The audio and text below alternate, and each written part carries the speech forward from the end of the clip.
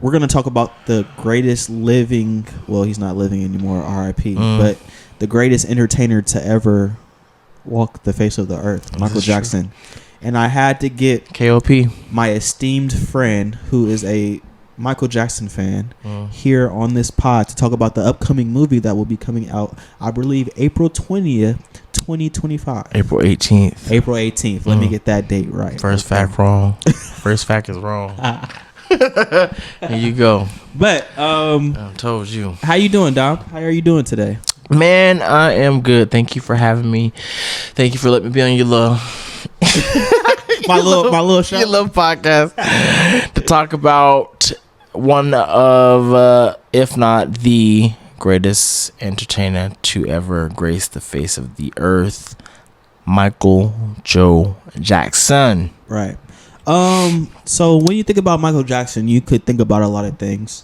So let me ask you first, what do you think the overall legacy of Michael Jackson is? Because not only do we think about music, but you have to start thinking about like videos and what he did to make videos popular, and how people like Kanye West and other artists have been inspired about putting really thought into videos and things of that nature. You think about dance moves, you think about how innovative he was, you think about him being the bar of music, period. So what is the overall legacy of Michael Jackson? I mean, you pretty much said it.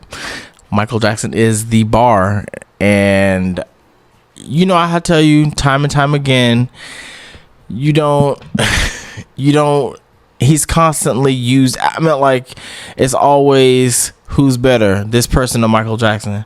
Who did it better, this person or Michael Jackson. Right. Who sang it better, this person or Michael Jackson.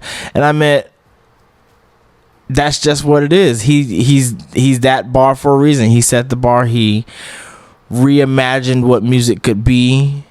He really changed it into a storytelling format. I mean, and then fashion. You know Michael Jackson for the glove. You know Michael Jackson for the socks, the hair. I mean, there are just certain things that people don't have. You identify certain. I could go on. Right. Yeah, right. Michael. That's the legacy he leaves behind. Is just that everything that is current in pop culture today, Michael Jackson has probably set that forward. Right. You see everybody, I mean, doing the glove. You seen Drake recently on tour doing the glove. Drake. You seen Kendrick doing the drug. Kendrick. I said the glove. You've seen Offset, who's dressed up Offset's like Michael Jackson. Yeah. He loved the fashion. He loved fashion. He does. Offset is doing what I wish I could have did. Right. What I wish I could have did in school. Right. Low-key still today. Hey, when you got that money, you can do all that. You can definitely. Don't nobody care how you look. You look good. Right. You look a damn fool. Right. What are some of the significant points in Michael's life that you think the movie should touch on as we get closer to this movie? They are done filming and wrapped. For myself as a hardcore fan, I would like to see, because I mean, there's this really good book, if you haven't heard of it, The Magic, the Madness, and the Music by Randy Taraborelli. I'm probably messing his name up, but he is, shout out to him because he follows me on Twitter. He's Michael Jackson's official biographer, meaning he's known Michael Jackson, I think, since they were 17, and has followed him throughout life, has had meetings with him, run-ins with him, conversations with him. I think they should use that as a base for the script. I'm hoping that I see some moments. I mean, there's just some really raw moments from Michael's life that a lot of, especially today's fans, may not know about. Just interactions with family, his own thought process about his family. Just, there are a lot of aspects to Michael Jackson that I don't think fans know about, and I that's what I would like to see people exposed to. We know the music, and I would like for fans to see how that creative process was for him and what that was like, and but overall, I would like for them to see like his personal life, because that's what made him who he was, and that's what shaped him. So right, it seems like how I started this. The music was just the barrier of who Michael Jackson was, and don't get me wrong, the music was great. The music was generational. The music moved through different races and people and things of that nature. But the layers of Michael Jackson, do you think that the average person really knows about the layers of Michael Jackson at all, or just the surface, or what? No, because like I would say like you're like an average fan. Okay. Like okay. and then I think I know a little bit more because I respect music. don't do this on camera. Okay. One question. Okay. When's his birthday, Cayman? Right.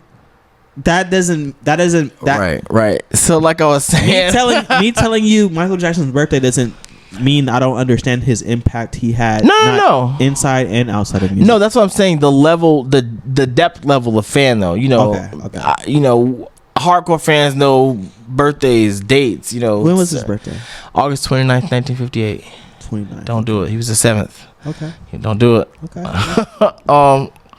But I wait. What was your question now?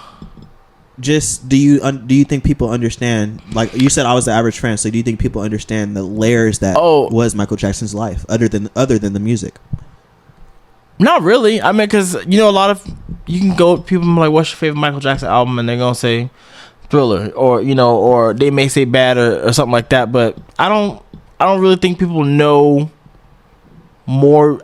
I don't think people know more than they should. You know, I feel like they should know more about him other than Billie Jean, and like obviously there's more to Michael Jackson. And so I feel like when you think about Michael Jackson, you think about child molestation allegations, right, and Thriller.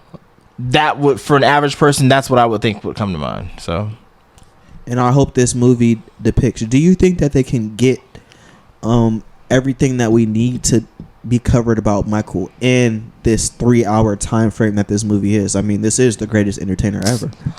I would like to think that they got in there what they think fans should know, because his family is involved. His nephew is portraying him.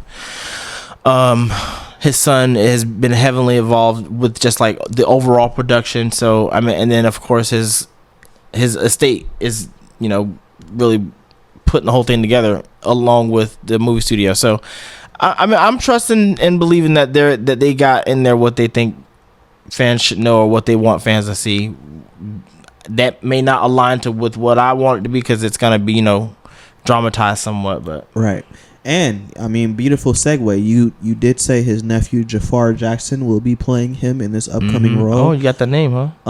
Of course, we have seen over the years, Dom, to be honest, some bad depictions.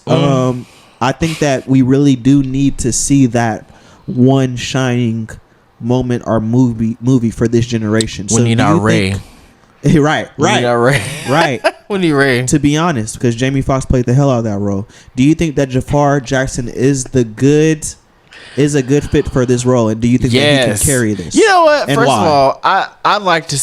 Golly, I'm so mad that I don't record myself saying shit like when I want to, but I said years ago that I thought Jafar would have been a great pick for Michael Jackson. And I know a bunch of people are gonna say that. That's why it doesn't even matter if I say it or not. But I like knowing that I was right about that. Like that, it's just crazy because you look at him and you automatically think like, with the right kind of makeup, he could probably play Michael in every era. Apparently, I'm not the only one that saw that. So I mean, and he sounds like him too. I've heard some fans that have gotten like to see early footage or whatever. They say he sounds exactly like him and it's mind blowing. But I mean, if you just watch regular video of him talking or even singing, he sounds like Michael. So okay. I was never mad at the casting as him as Michael, because I thought it was great. Yeah, I knew they were serious about it. But do you know of any background that he has musically or with dance or anything of that nature? He actually, so I have his little song. His song "Got Me Singing." He released that sometime in COVID. It's pretty good. Okay. It's not just I think having that Jackson name can make it hard when you're actually trying to, you know, make real music. Right. Some of them have forgone the name and just, you know, used a different one. But he used it. I mean, he's standing on his own. He can sing. He's pretty good. I forgot your question again. I'm sorry. But I think I answered it. Yeah. It was just him and his background in dance. Music. And he's Jermaine's son, Michael's Older brother. Okay, so looking at this Older cast, brother. of course we've already said Jafar Jackson as Michael Jackson. Mm-hmm. Coleman Domingo as Joe Jackson. I think that's a pretty good pick. Him coming off the Color Purple performance. Mm-hmm. Did you see that? I did. Did you like it? I did not, but we'll talk about that a different time about why I didn't. Nia Long as Catherine. Fantastic pick. Miles Fantastic Teller pick. as John Branca. Laura I like Miles Teller. Harrier as Susan DePass, yeah. DePass, yeah. Jamal R. Henderson as Jermaine Jackson. Mm-hmm. Trey Horton as Marlon Jackson. Jalen Lyndon Hunter as Tito Jackson. Mm-hmm. Okay. Kat Graham, Diana Ross, Lawrence Tate, Barry Gordy, Jessica Sula, Latoya. So just looking at kind of these names, how do you think that the movie did with the casting? Phenomenal. Okay. Phenomenal. That's why I'm so excited. Like again, starting with Jafar, I just knew that they were serious. I knew that they were serious because I was like, if they were serious, you're gonna pick Jafar as Michael, and that's what happened. And then from then on, the casting has been boom, bam, pow. Like they look very similar to the Jacksons when they were younger. There has been no, and honestly, I thought they were gonna do that Hollywood thing where they do like whitewashing and they pick some little cute light skinned kid just for no apparent reason. But I really thought they were gonna do some stupid shit like that. But they are serious about this, and I thank God because it's the kind of production that an artist of Michael Jackson's caliber deserves. So the casting has been nothing short phenomenal. Everybody. I'm happy with everybody. Right. Lionsgate did say that they think that this is going to be their biggest movie that they've, been a part of. Mm-hmm. Do you also think that people are going to show up at the box office April 18th, 2025? Absolutely. Not only Michael fans, but the general public. Okay. Absolutely. And even people who hate Michael Jackson, they're going to show up to the movie just to, because you see a lot of that going on nowadays. Like people bomb movies just to bomb them. I think that might be some of that, but overall, I think that it's gonna be overwhelming positivity. Because if the movie's done right, But they're hyping it up as, they're big fish. So with this going to be a big box office success, mm-hmm. What's so captivating about Michael Jackson that makes people, even in his death, still show up for him in this way? What artist do you know that you could say really captures that Michael Jackson magic? Nobody. That's a Michael Jackson thing. There's that childlike element.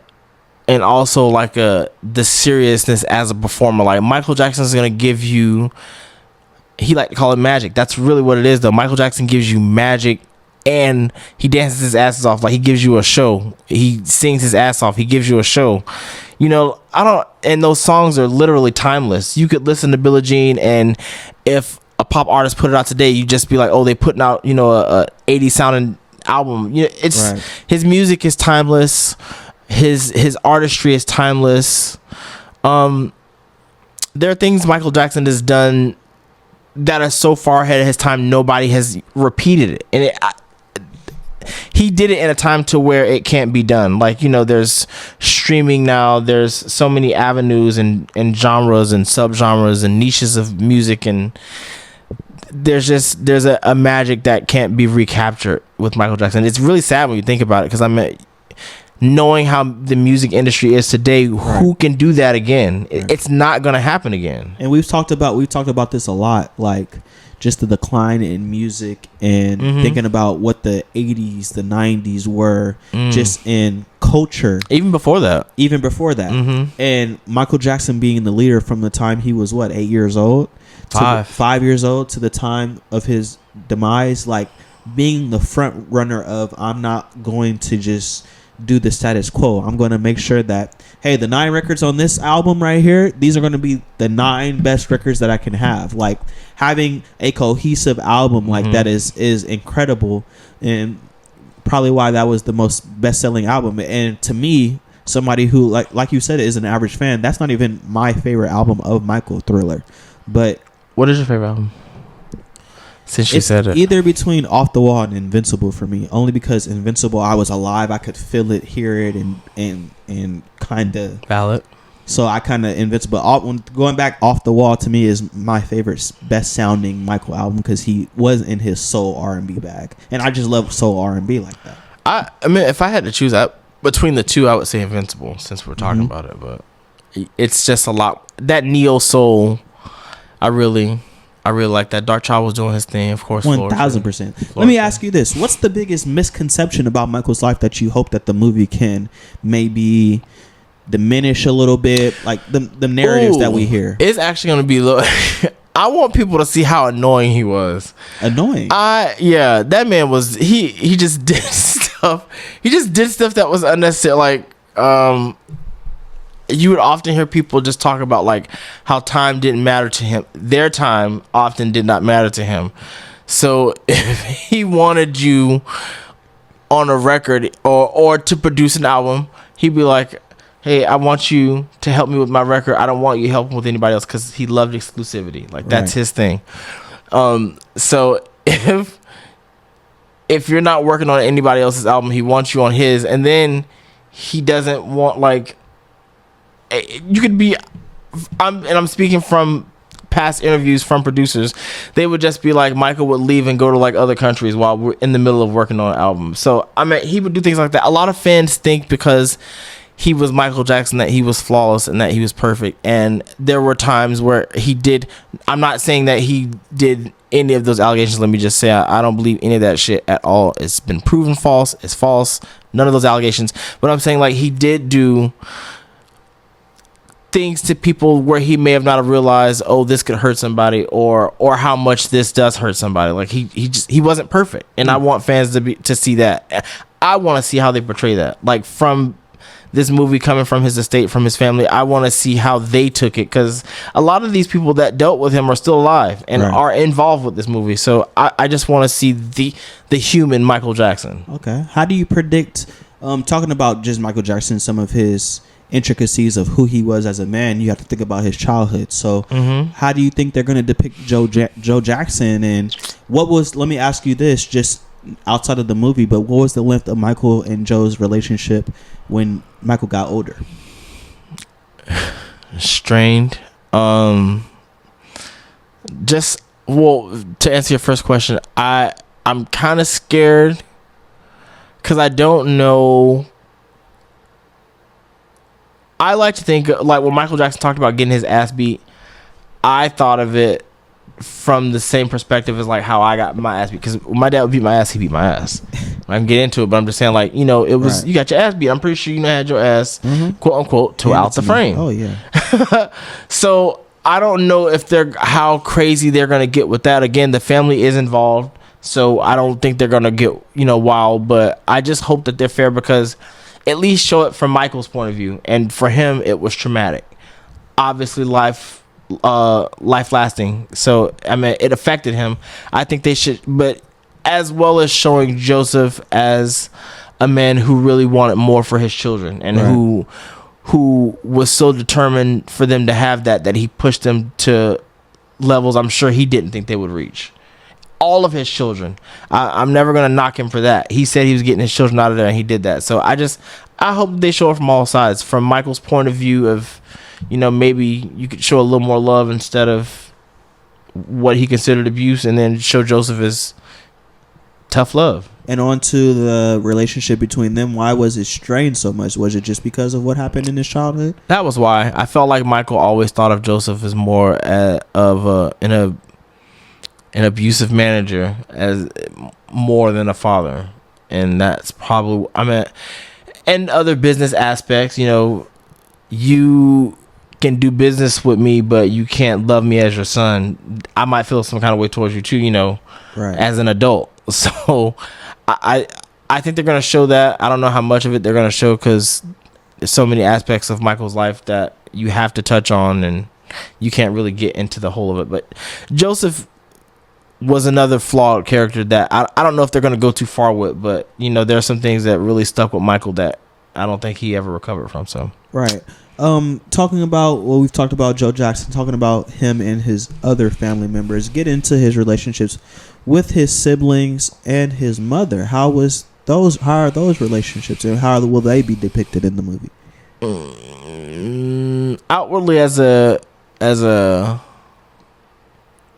Michael thought his mom could do no wrong. Like, she was perfection. She was, she was everything. His siblings, I imagine his siblings, it got messy. To me, they had money. So, of course, theirs was on a bigger scale. They were in the public eye. So, it always seemed messier. Right. But honestly, they had sibling squabbles. Like, I don't know. Jermaine actually put out a diss song. I don't know if you know about it. Do you know about it? No. Oh, God. When was this? 80s? No, it was in the 90s. Wow. Allegedly, sibling squabble. Allegedly, Michael stopped L.A. Reid, Babyface, and somebody else. I might miss some. Might be Teddy Riley. No. Yeah, he wanted Teddy Riley, but I don't think he was a part of that. But allegedly, Michael stopped L.A. Reid and Babyface from working with Jermaine on his album and had them come work on his album. So Jermaine was pissed off about that, and allegedly he wasn't gonna put out the song, but it got leaked. Word to the bad. I hate that it's actually kind of catchy. I know, I hate that it's kind of catchy, but there was that sibling stuff. Sibling stuff, especially when you're in that limelight. You have money. You are in the music industry. You put out a diss song about your sibling. It's the Jacksons, so it's bigger. It's Michael Jackson, so it's amplified. But you should hear it. Right. I'm gonna listen to that. I hate that. It's actually kind of catchy. Hey, last couple questions. I appreciate you for joining me today. I hope that we can have more fun. Yeah, way more conversations. We gotta do something closer. Yeah. I was thinking about when trailers start coming out and we start seeing things like that, more information starts coming out. We'll definitely get you back on the pod. But Michael's appearance did change throughout his life. And there's different stories. There's different things that have been reported about Michael's appearance and how it has changed. So I'm going to ask you how you think that will be depicted in the movie and how it should be depicted in the movie. I think that they're going to show that as just like another one of his struggles, his appearance. Unfortunately, that might have been a source of pain caused by his family, because you have to talk about him getting picked on by his siblings as well as Joseph. So I mean, it's clearly a huge facet of his life, right, for the public, right? So yeah, I think it's just gonna be shown as. I heard that they actually had a scene where he had his nose done, and it was a scene with LaToya, his sister, and he had his nose done and he was struggling with it. So they're definitely gonna talk about that, and I hope they do, because people don't know that he actually had vitiligo, that he, and about his nose jobs. Right. I hope they show that. Also, because it's supposed to be detailing from when he was in Jackson 5 to his, I believe 2 or 3 weeks before his death. Talk about his health issues. That's something that I don't think a lot of people really know about.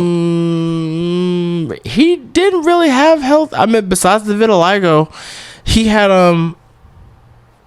I don't know, there were a couple of things wrong with him, but he had a fitness test before rehearsals, I think, started for his tour. So, but they struggles he had. Oh, like his drug problems? Yes. I don't know too much about it. I mean, I know that he. What are you asking about it? Like how? I mean, I've heard reports from documentaries that I've seen that Michael was taking things to help him sleep all the way from the 80s till the time he. I don't think that time frame was right. I think so if they say from the 80s, it's probably when he had his hair burned in the Pepsi commercial, and that's when he started taking painkillers. But even then, he had opioid blockers or receptor blockers put in his scalp or whatever to keep from getting high from those drugs. So I guess it was primarily to help him sleep, because he was so used to having adrenaline pumping through him, he could not sleep. He was what do you call them, insomniacs? So I mean, that played a big part. And I think the allegations the more recent allegations probably hurt him and got him back into a cycle of. I'm not sure how true that is. I'm actually not, as a hardcore fan, it's just something I didn't really follow up on because most of it was speculation. And then I just really didn't pay attention to the trial, other than the fact that I knew that the doctor that killed him went to jail. So right. And lastly, as a hardcore fan, what do you hope people take away from this movie once they, not only because you're serving two different audiences, right? You're serving the hardcore fan. You're serving the audience like me. I would say actually more than two. You're serving the people that are younger than us, Dom, that really don't know the true history of Michael Jackson, the greatest entertainer to ever live. So what do you want people to take away from this film? That Michael Jackson was a human man, that he lived his life as a man. He did love women, that he made mistakes, that he pissed people off, that he was wrong. But also that he was caring, that I don't think, as a human, I'm not calling him Jesus, but I just don't think the world was ready for a person like that. Not saying that he wasn't flawed, but if somebody presents themselves to you as wanting to give their all and just, open bleeding heart, I don't know. I don't think people would really accept that. They're gonna look at you one way or the other. You're too soft, you're too giving, or right. So I just want people to see Michael Jackson as human. He was human who just had access to a lot, and the level of fame that he had is unreachable, unmatchable. And I hope they show why he was such a magical, why he was a fucking unicorn, because you're just not gonna get another Michael Jackson. And again, if you look at it, Michael Jackson lived to be 50 years old, and I don't know what it is about 50, but there's like it's such an even number, right. And honestly, myself, I can't see Michael Jackson, or couldn't see Michael Jackson being an old man. Like 50 almost seems like the right way to go. I hate that he went the way he went, but 50 almost seems like okay, because he's done enough, he's a lifetime of stuff. He's done enough. So multiple lifetimes worth of multiple lifetimes to last us. I mean, we're still talking about Michael Jackson as if this man is walking around. Right. So I that's what I want people to take away, that he was just a unicorn that we had for a couple of years. All right. Hey, this is a Black Ambition Media special. We are upcoming the upcoming movie Michael, coming out April 18th 2025, and we will be sitting here waiting for that. Are you gonna see it? Right, I'm going. You said you're gonna buy my ticket. You gonna sit on camera, and I really didn't say that. Oh, now you didn't say it. Hey guys, are you gonna wear a costume? I don't know about that, but you have to wear full transparency. My birthday is April 21st. You have to wear. I'll do a glove. A glove. Cayman, this is Michael Jackson, and you don't treat him as such. You have to wear some socks. Wear the socks. I don't even know where I get that stuff from. Wear some white socks. I could wear some white socks. No. Sparkles, like the church socks that you listen. Thank y'all for joining us. What a church socks. Peace out.